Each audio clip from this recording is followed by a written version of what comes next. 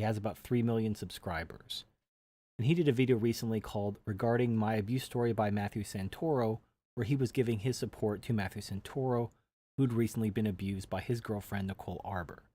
Now, I don't really want to talk about that issue. The thing is Matthew Santoro is a grown man. When an adult is being abused by a grown woman, the problems are if the man defends himself, the law is completely against him. You know, if you have an abusive girlfriend or wife or something like that, she can beat the crap out of you, and if you defend yourself at all, leave any marks on her while defending yourself, she could turn around, call the cops, have you arrested, have your life destroyed. It's a really bad situation. You could, set up like a nanny cam video of her beating you up, and then you can feel free to defend yourself. You're probably still going to get arrested, but at least you have evidence. You shouldn't have your life destroyed or be convicted of anything if it's shown that you were defending yourself. It's still a really shitty situation. I'm going to leave that issue alone. I want to focus on Boogie's situation. And I actually empathize much more with his story than Matthew Santoro's, because I never really put up with any abusive girlfriend's bullshit. When the crazy flags started rising up, I got rid of them. And I never let them move in or anything, so I was safe in that regard. But I was abused as a child. I've explained previously that my mother abandoned me. There was also a lot of physical abuse.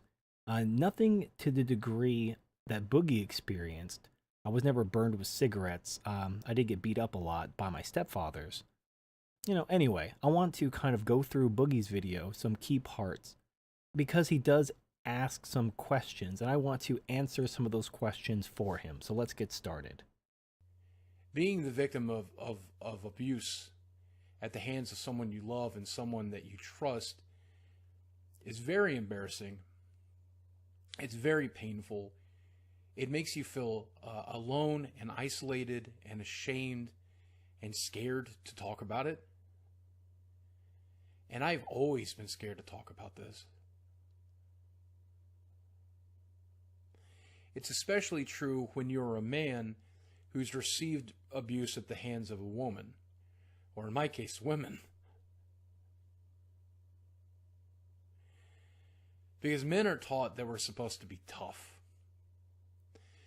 In my day, because I'm much older than Matthew, in my day, we were taught that we were supposed to be tougher than any woman, which is quite obviously absurd. But that was the perception, especially in my small southern hometown.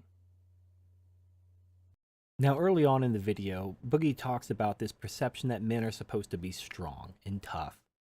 This is related to what I call male vulnerability need. Because of hypergamy, a man has to demonstrate his utility both to women and to society. Any vulnerability is a liability.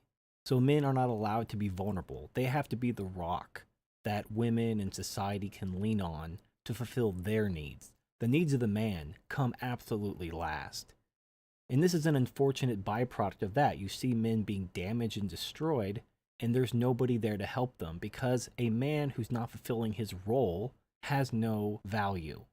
Whereas a woman, she could be completely retarded. She could be in a coma, but she has a functioning uterus, therefore she is given value, which is not fair, but nature's not fair. And the biggest abuser I endured was at the hands, the most abuse I endured was at the hands of my mother. And I've always wanted to talk about that, like really talk about it. I've turned on this camera maybe a dozen times since YouTube came into my life, and I've talked about it, and I've never had the bravery to upload the video. Because I think about what people are going to think or what people are going to say. Will I be perceived as weak? Will I be made fun of? Will people even believe me? What about the people back home who never knew my mother that way?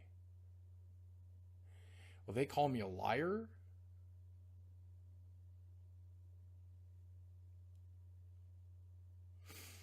But man, we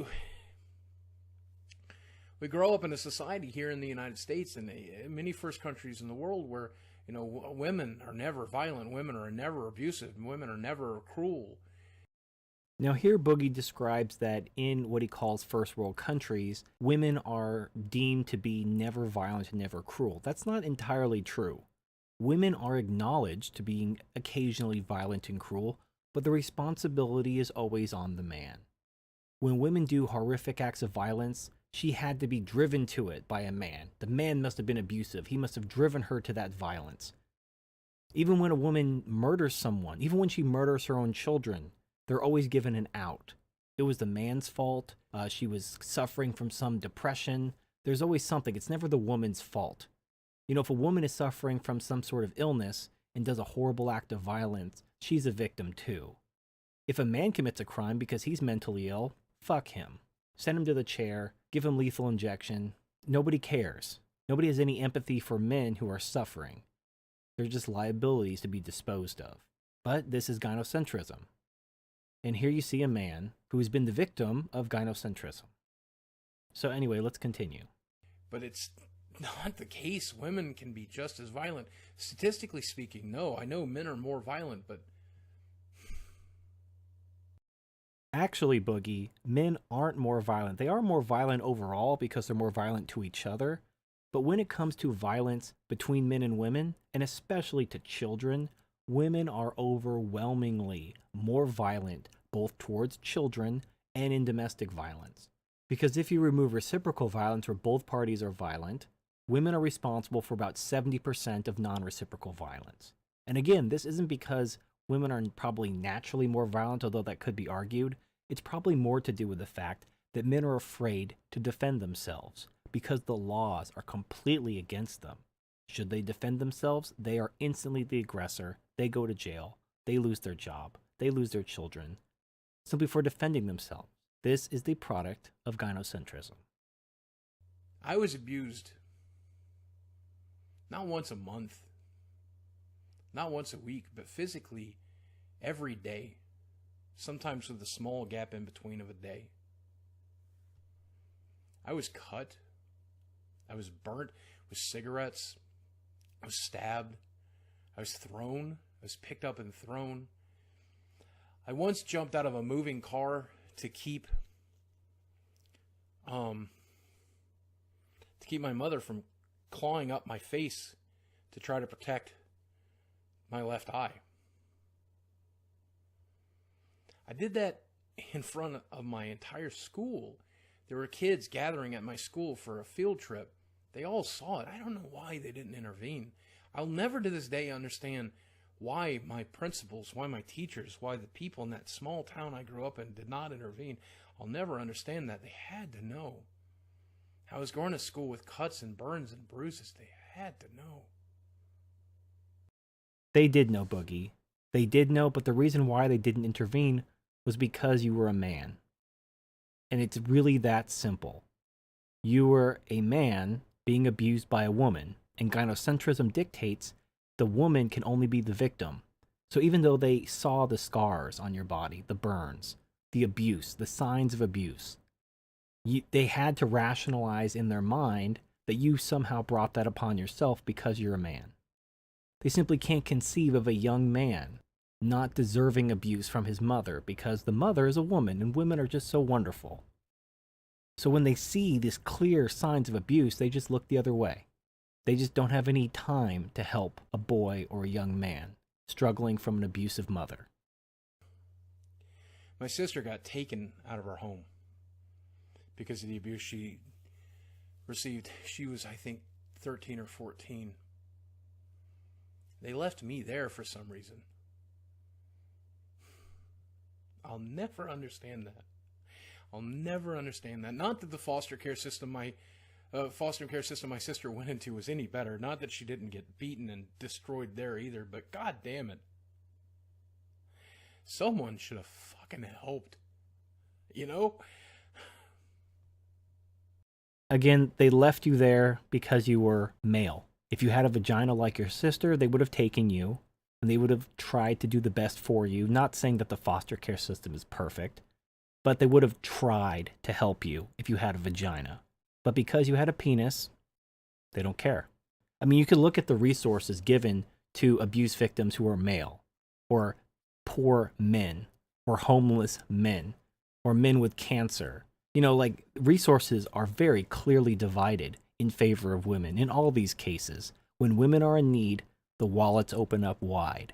When men are in need, nobody cares. And unfortunately, this extends to young men and even children. As long as they have a penis, they are low priority in our gynocentric society. And if you'd like to know why, you just have to understand the whole concept of egalitarianism, or the equality of outcomes. Because men have biological advantages, our society is trying to punish men and elevate women in order to make up for those biological advantages so that everyone gets the same in the end. Obviously, it's horseshit. Obviously, it hurts boys and men who've done nothing wrong. But these are the priorities our society has set for itself. This is gynocentrism in action. And you're seeing the face of someone who is the victim of such gynocentrism. And it fucking eats you up inside. Like, it just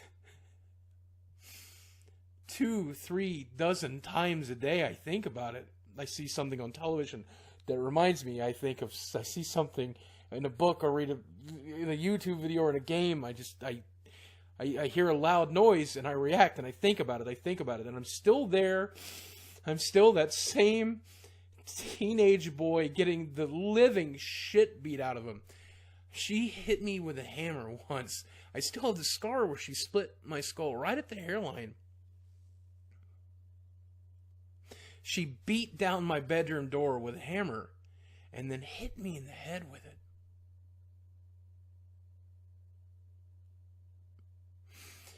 And I did everything I could to cope with that my whole life. I've eaten myself into an early grave. I attempted suicide at 15. I attempted it again later in life.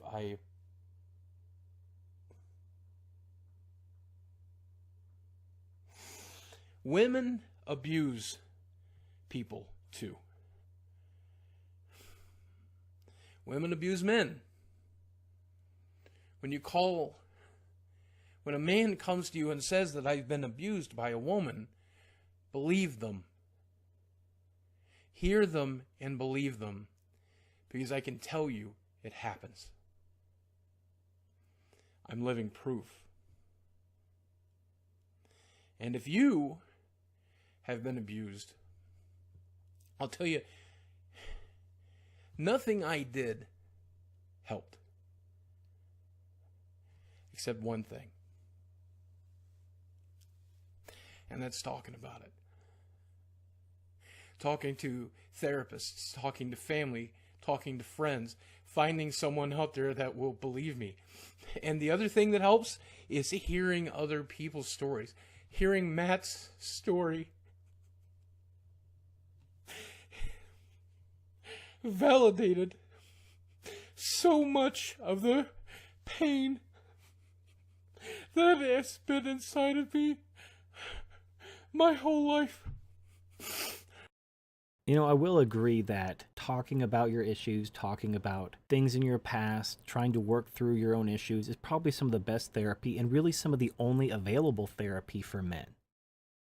You know, we're not allowed to seek help using the normal channels because we'll be shamed. In fact, if a man has problems and goes to the authorities trying to get medical help, they'll probably take away his rights. They'll probably say he can no longer own a firearm or something like that because now he's on the mental health rolls. So what man is going to do that? What man is going to risk his job and his rights in order to get the help he needs? You know, ironically, anonymous platforms like YouTube allow men to vent and express themselves in relatively a consequence-free environment because we're anonymous. It's kind of funny, you know, like under normal circumstances, we would go to a therapist or something like that. But because the entire medical profession is so anti-male, because all the resources are stacked for women, we have to create our own spaces. Male spaces within these social media platforms have become kind of like the de facto therapy for men. You know, if you're not familiar with MGTOW, you should probably get familiar with it. Now, I'm not saying, I mean, you're obviously married, but you could get a lot out of this community. So just a thought, something to think about. So I just want to close this video by saying, you know, Boogie, I know what it's like. You I was abused. I was abandoned by my mother. I never got hit in the head with a hammer, so you got that over on me. But I do know what it's like to be abused and to have nobody stand up for you, to feel completely alone and abandoned, and just feel like you're worthless and nobody cares. But here we are on social media, YouTube, and so forth, where we can connect with one another and give each other the support, the encouragement, and the brotherhood that the rest of society doesn't seem fit to give us. So thank you for watching, and I'll see you next time.